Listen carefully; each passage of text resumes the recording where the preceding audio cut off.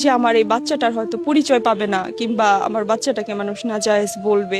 কারণ যেখানে আমার হাজবেন্ডের মা, আমার শাশুড়ি অস্বীকার করতেছে এটা আমার ছেলে না, সেইখানে তো এলাকার মানুষ অনেক মন্তব্য করতে পারে। আমি তো তার কাছে যে ক্ষমা চাইতে পারতেছি না।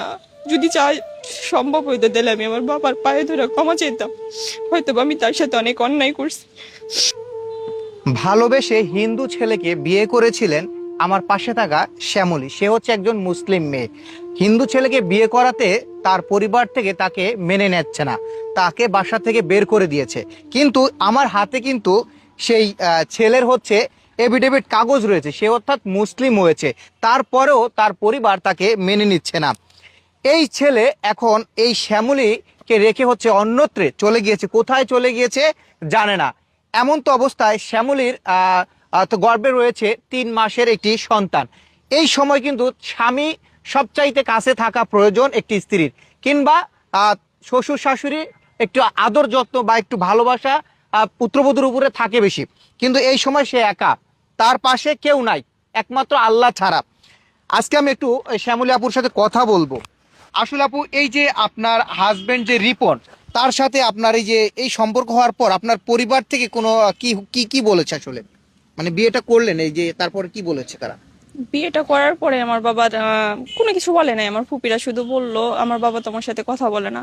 আমার ফুপিরা আমাকে জাস্ট বলল যে তুমি যে কাজটা করছো এই কাজের পরে তুমি বাসায় এসো না, হয়তো আমার ফ্যামিলি আর তোমার বাবার সমস্যা হবে। এই জন্য আমি আর বাসায় যাই নাই, তাদের সাথে কন্ট্যাক্টও করি নাই। হয়তো মাঝে মধ্যে আমার মা আর আমার ছোট বোন আমাকে ফোন দিত। আমার ছোট বোন এখনো আমার সাথে কথা বলে, আমার মাও আমাকে ফোন দেয়।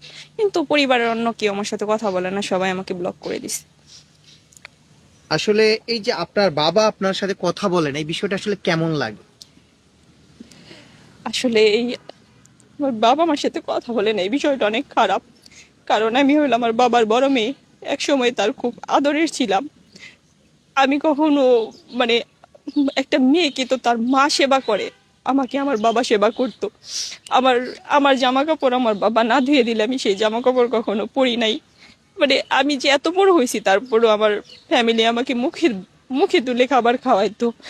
তো আমার বাবা আমাকে বলা ছাড়া কিংবা আমার ফ্যামিলি আমাকে ছাড়া কোনো ডিসিশন নিত না। কিন্তু আজকে সেই বাবাই আমাকে, মানে আমি কখনো যদি রাস্তা দিয়েও যাই তার সামনে পড়ি, আমার দিকে তাকায় না।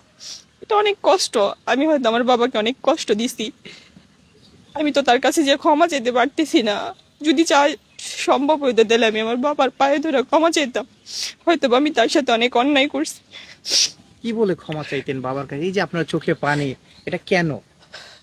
হয়তো বা নিজের মা বাবাকে কষ্ট দেওয়ার ফল, আর অচেনা একটা মানুষকে বিশ্বাস করার ফল, যে বিশ্বাসের কোনো যোগ্যই ছিল না কখনো। আমার এই ভিডিওটি যদি আপনার আব্বুর কাছে যায়, আপনার আব্বুকে কি বার্তা দিতে চান একটু যদি বলতেন, আমার ভিডিওর মাধ্যমে আপনার আব্বুর কাছে ক্ষমা চাইতে পারে। হ্যাঁ, যদি আমার বাবা কখনো দেখে থাকে এই ভিডিওটা, জাস্ট আমার মাকে বলবো যে আমি হয়তো আমার মা বাবার মায়া ত্যাগ করে এমন একটা মানুষকে ভালোবাসছিলাম যে ভালোবাসার যোগ্য না। যদি আমার বাবা পারে তাইলে আমাকে ক্ষমা করে দেখ। আমি তার কাছে শুধু ক্ষমাটুকুই চাইবো, কারণ আমি জানি না আমি কতদিন বাঁচবো, কিংবা আমি যে অবস্থায় আছি হয়তো যে কোনো সময় মারা যাব।